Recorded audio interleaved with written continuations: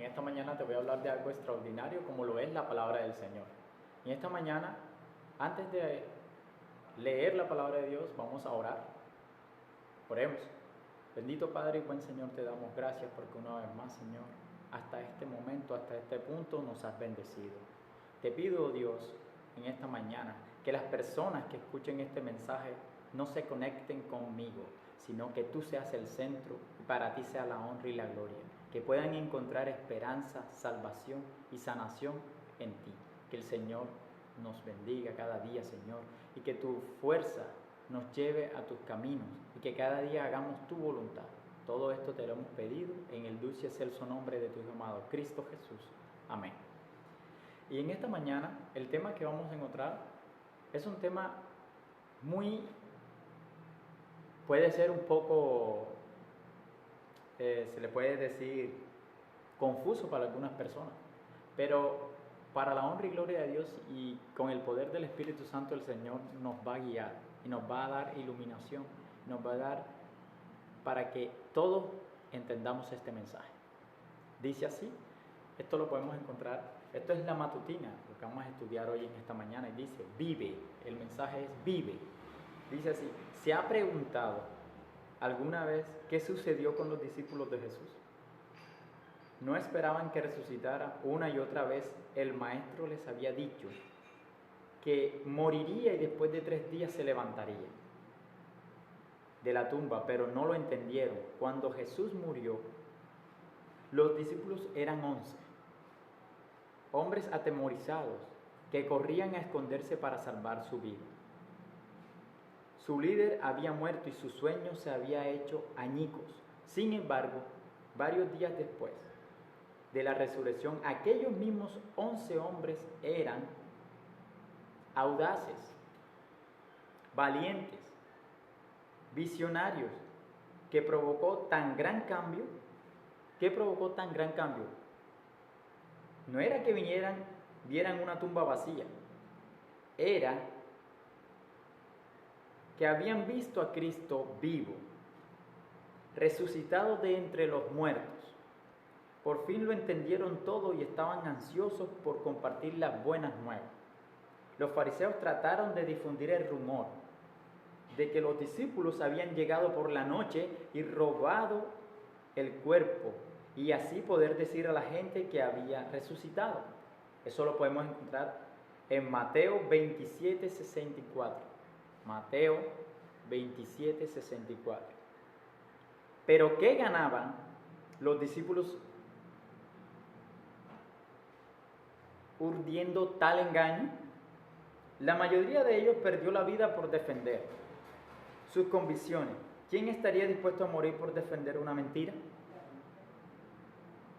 Si los discípulos mentían, engañaban deliberadamente al mundo entero, una de las razones de la propagación del cristianismo en el siglo I después de Cristo era el comportamiento puro, honesto,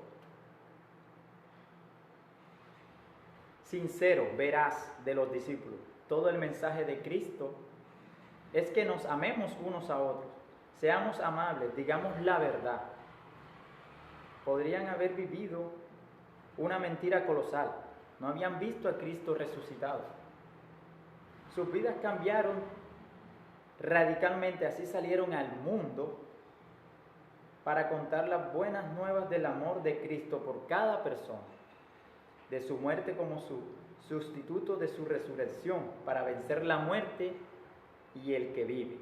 Se cree que solo un discípulo se libró del martirio. Santiago, hijo de Alfeo, fue apedreado, y Tadeo, su hermano, decapitado. Pedro, Andrés, Felipe, Bartolomé fueron crucificados.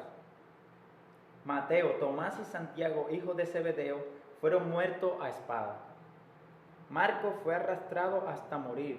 Tan solo Juan murió de viejo. Señor, ya sea por mi vida o por mi muerte, quiero ser siempre un testigo de la verdad. Y el versículo de esta mañana lo encontramos en Juan 20:29 y dice la palabra de Dios de la siguiente manera. Jesús les dijo: porque me has visto, Tomás, creíste. Bienaventurados los que vieron y no creyeron. Fue un suceso extraordinario, ¿cierto? Pues los discípulos, cuando nuestro Señor Jesucristo fue apresado, los discípulos lo dejaron solo, corrieron para salvar por su vida. Y cuando el Maestro fue crucificado, cuando nuestro Señor Jesucristo fue crucificado, la esperanza había desaparecido para aquellos hombres que habían seguido al Creador. Pero era posible y era necesario que el Señor se les mostrara. Porque como tú y yo, nosotros los seres humanos somos personas que no creemos. Somos personas que verdaderamente si no vemos las cosas, los acontecimientos, no creemos. Por eso era necesario que el Señor se le presentara a sus discípulos después de haber resucitado de entre los muertos. Porque nosotros como seres humanos somos incrédulos. Y después de que esa aflicción, de que esa circunstancia había ocurrido en la vida de los discípulos, de que cuando se sentían solos, de que cuando verdaderamente su esperanza ya había desfallecido, el Señor se les presentó. Y uno de ellos fue Tomás. Era demasiado incrédulo.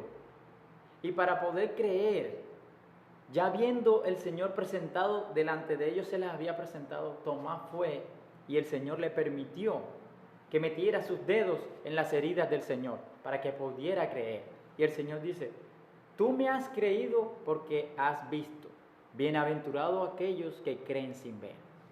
Bienaventurados aquellos que se entregan sin remordimiento a mí. Bienaventurados aquellos que hacen la voluntad de mi Padre. ¿Y cuál es la voluntad del Señor? Hacer la voluntad de Dios es cumplir su ley. Someternos a la voluntad de Dios es guardar sus mandamientos. Muchos pueden decir que los mandamientos de Dios son abolidos y eso es mentira. Porque el Señor, nada de lo que está escrito puede ser abolido. Muchas iglesias, muchas dicen que el Señor, cuando Dios vino a este mundo, vino a abolir la ley. Y eso es mentira. Lo único que el Señor cambió, lo único que el Señor modificó fue la de cuando cogían a un cordero y lo sacrificaban. Esa fue la ley que se destituyó, la ley del sacrificio, de que cuando tú tenías pecado, cogías a un pobre animal y pasabas tus pecados a él, lo degollabas y esos pecados eran confesados y eran pasados al animal. Y el Señor, después que vino aquel cordero inmolado, aquel que entregó su vida por ti, por mí, en la cruz del Calvario, ese suceso desapareció. Y el Señor así fue crucificado, pero vino a darnos esperanza. En esta mañana el Señor quiere darte una esperanza extraordinaria, que es la esperanza de la salvación.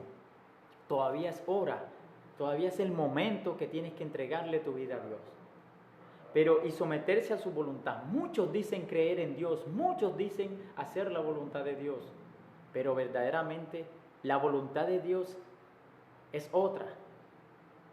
Muchas iglesias, muchos predicadores solo sirven para juzgarte, solamente sirven para decir que tú no vales, para decir que tu vida no tiene esperanza, de que eres un falso, de que eres un pecador, de que no eres digno de la salvación. Eso es una mentira, porque el Señor no vino a este mundo a buscar justos sino pecadores. Nosotros todos somos pecadores, pero tenemos la esperanza de ese sacrificio, de ese amor que Dios no tuvo, que dio a su Hijo unigénito para que todo aquel que en Él cree no se pierda, mas tenga vida eterna. Porque si tú crees en Dios, puedes ser salvo. Pero no solamente es creer en Dios y no hacer la voluntad de Dios. ¿Y cuál es la voluntad de Dios? Muy clara es hacer la voluntad. ¿Cuál es su voluntad? Cumplir sus mandamientos, guardarlos. ¿Qué otra voluntad del Señor? Hacer las buenas obras que Dios manda hacer, predicar su evangelio, llevarle esperanza a aquellos que necesitan esperanza. Tú no puedes hacer excepción de personas. Nosotros no somos para hacer excepción de personas, porque la salvación es para todos, para la prostituta, para el violador, para el fornicario, para aquellas personas que tienen trastornos para los homosexuales, para todas esas personas es el mensaje. Pues esas personas están perdidos. Hay muchos que malinterpretan las palabras de Dios para su propia conveniencia. Hay muchos que dicen, yo amo al Señor, yo creo en el Señor. Muchos malinterpretan las Escrituras y dicen, y malinterpretan cuando Dios dice, ama a tu prójimo como a ti mismo. El amarme a mí mismo no quiere decir que yo pueda aceptarme como soy, porque cuando yo me acepto como soy y yo digo, bueno, yo soy así, me gustan los hombres, me gustan las mujeres, soy borracho, soy fornicario, yo me acepto así, el Señor tiene que aceptarme así, y eso es un error que el ser humano está cometiendo, porque el Señor ama al pecador, pero aborrece el pecado. Si tú no dejas esas cosas que no agradan a Dios, definitivamente no vas a hallar perdón. El Señor no dice que tú no puedas venir, de que tú, aquel sicario, aquella prostituta, aquel persona bebedora no tenga esperanza. Claro que hay esperanza para ti, claro que sí, porque el Señor te ama, el Señor no te juzga, Dios no te señala como te señala este mundo. Hay muchos que están y dicen ser tus amigos, muchos que dicen ser tus mejores, tus hermanos realmente, pero cuando llegan las dificultades todos te dejan solo, pero el Señor aún medio de esas dificultades, el Señor nunca te ha dejado, pues el Señor está esperando que tú entregues tu vida para Él ayudarte, sacarte de esa cosa y hacerte, porque muy claro Dios dice, Él hace todo nuevo, claro que Él hace todo nuevo. Él puede darte esperanza, Él puede darte un corazón nuevo, pero tienes que someterte, entregarte a Él, llegar a Él. Tú no necesitas de irle a confesar tus pecados a otro hombre, pecador. Tú no necesitas de reconocer un padre. ¿Qué padre? El único padre es Cristo Jesús. Aquel que perdona los pecados es Cristo. Y es gratis, porque tú puedes, ¿cómo puedes encontrar a Dios? Sencillo, fácil. Búscalo, ora.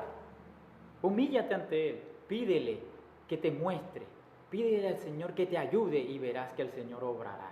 Pero hazlo de corazón, contrito, con verdad, porque el Señor no se le puede engañar a Dios. Hay muchos que van a las iglesias y entregan su vida, pero no han sido transformados por Dios, han sido transformados por el enemigo y llegan a causar en las iglesias diserción y llegan a causar y ser cizaña en vez de ser frutos buenos para otras personas.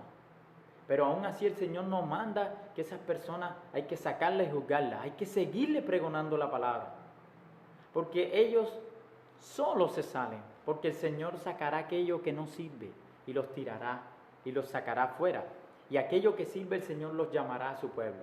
El Señor en esta mañana quiere decirte, entrégame todas esas cargas, entrégame todo eso que necesito cambiar todo de ti. Entrégale todo a Cristo y verás su majestuoso poder obrando en tu vida.